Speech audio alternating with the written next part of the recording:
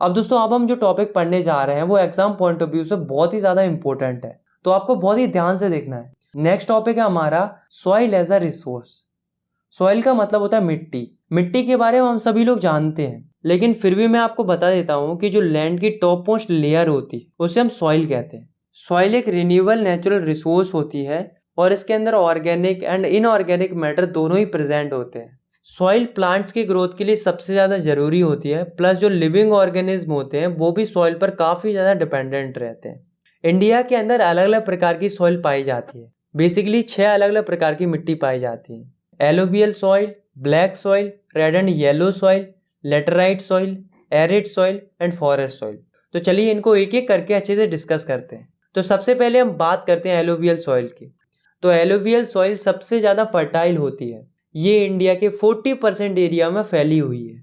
ये soil mostly India के northern planes और कोस्टल प्लेन्स में पाई जाती है, जैसा कि आप इस मैप में भी देख सकते हो। जो ये लाइट ग्रीनिश टाइप का जो पोर्शन आपको दिख रहा है वो एलोवियल सॉइल का एरिया है। ये सॉइल गंगा, ब्रह्मपुत्र और इंडस रिवर के द्वारा डिपॉजिट होती है, और जो ईस्टर्न कोस्ट है वहां पर ये सॉइल महानदी, गोदावरी, कृष्णा एंड कावेरी के डाल्टा से डिपॉजिट होती है। एलोवियल सॉइल दो टाइप की होती है, पहली ओल्ड एलोवियम, दूसरी न्यू एलोवियम। ओल्ड एलोवियम को भांगर बोला जाता है और न्यू एलोवियम को खादर बोला जाता है। इसके अंदर सैंड, सिल्ट और क्ले के फाइन पार्टिकल्स मौजूद होते हैं। एलोवियल सॉइल के अंदर काफी अच्छी मात्रा में पोटास, फॉस्फोरिक एसिड और लाइम पाया जाता है। ये मिट्टी काफी अच्छी होती है वीट, पैडी, शुगर केन जैसी फसलों को उगाने के लिए। नेक्स्ट है ब्लैक सॉइल। तो ब्लैक सॉइल को हम रेगर सॉइल भी कहते हैं। ये सॉइल कॉटन उगाने के लिए काफी अच्छी होती है, इसलिए इसको कॉटन सॉइल भी कहते हैं। ये सॉइल इग्नीशियस रॉक के टूटने से बनती है।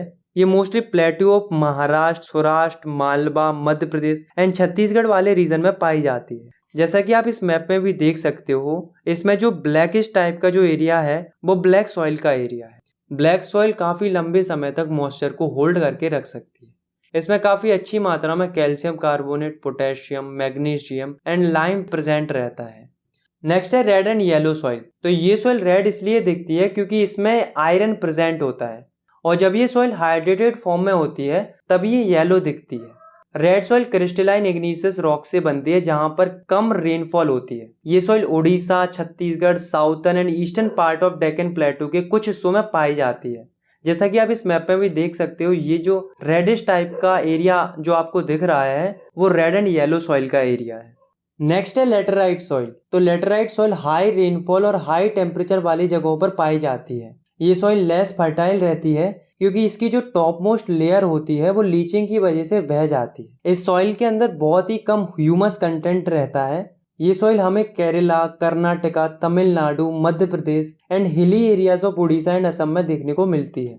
जैसा कि आप इस मैप में भी देख सकते हो, जिसमें आपको जो क्रीमी कलर टाइप का जो एरिया आपको दिख रहा है वो लेटराइट सॉइल का एरिया है। इस सॉइल में टी, कॉफी, कैशोनट इनकी फसल उगाई जा सकती है।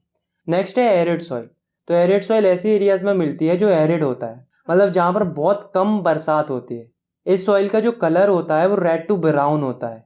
ये सॉइल नेचर में थोड़ी रेतीली होती है और थोड़ी नमकीन होती है, यानी कि सैलाइन होती है। इस सॉइल में ह्यूमस और मॉइस्चर कंटेंट कम रहता है। इस सॉइल की लोअर लेयर में कंकड़ होते हैं क्योंकि जब नीचे जाते हैं तब कैल्शियम कंटेंट बढ़ने लगता है। ये सॉइल मोस्टली राजस्थान में देखने को मिलती है, जैसा कि आप इस मैप में भी देख सकते हो। जो ये येलोइश टाइप का पोर्शन आपको दिख रहा है वो एरिड सॉइल का एरिया है।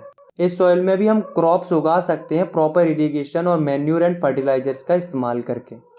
लास्ट है फॉरेस्ट सॉइल। इसे माउंटेन सॉइल भी बोला जाता है। ये सॉइल हिली एंड माउंटेनियस एरियाज में पाई जाती है जहां पर सफिशिएंट रेन फॉरेस्ट अवेलेबल रहते हैं। ये soil Himalayan region, Western and Eastern Ghat and some part of peninsula India में पाई जाती है।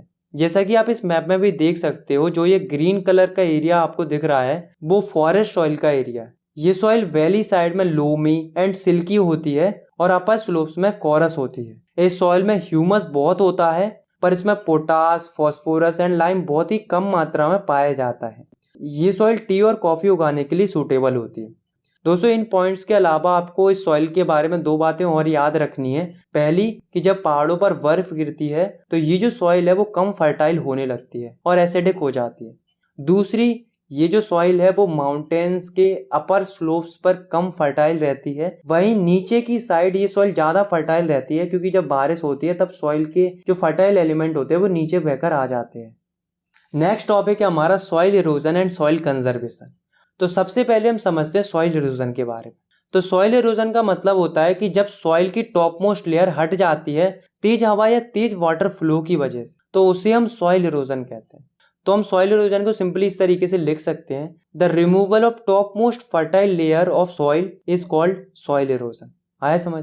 दोस्तों, सॉइल इरोजन की वजह से हमारी जो सॉइल है वो अपनी फर्टिलिटी लूज करने लगती है, जिसकी वजह से जो हमारी सॉइल होती है वो खराब हो जाती है।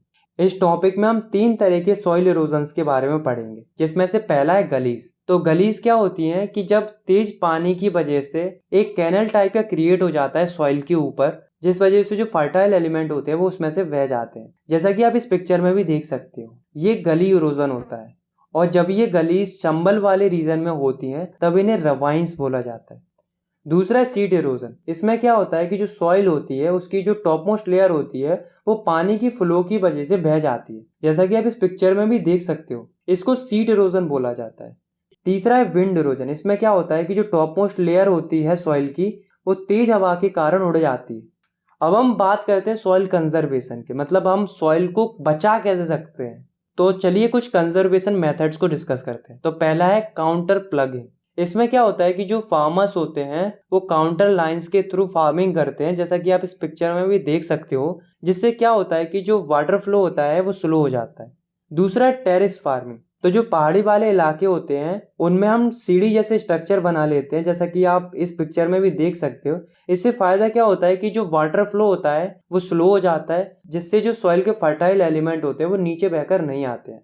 तीसरा है स्ट्रिप क्रॉपिंग। इसमें हम खेती इस तरीके से करते हैं कि हम बीच बीच में कुछ जगह छोड़ देते हैं, जिसमें हम बड़ी बड़ी घास लगा देते हैं, जिससे क्या होता है कि हवा का फोर्स कम हो जाता है। चौथा है शेल्टर बेल्ट्स। इसमें क्या होता है कि हम बड़े बड़े पेड़ लगा देते हैं बीच बीच में, जिससे जो तेज विंड्स आ रही होती हैं वो पेड़ों से टकराकर धीमी हो जाती है, जिससे जो फसल होती है उनको नुकसान नहीं होता है। तो दोस्तों, ये कुछ कंजर्वेशन मेथड्स है जिनका इस्तेमाल करके हम सॉइल इरोजन से बच सकते हैं। तो यहाँ पर हमारा जो चैप्टर है वो खत्म होता है। आई होप आपको ये वीडियो पसंद आई होगी। अगर आपको ये वीडियो पसंद आई तो आप इस वीडियो को लाइक कर सकते हो, और चाहो तो आप इस चैनल को सब्सक्राइब भी कर सकते हो। मिलते हैं नेक्स्ट वीडियो में, तब तक के लिए टेक केयर, बाय बाय।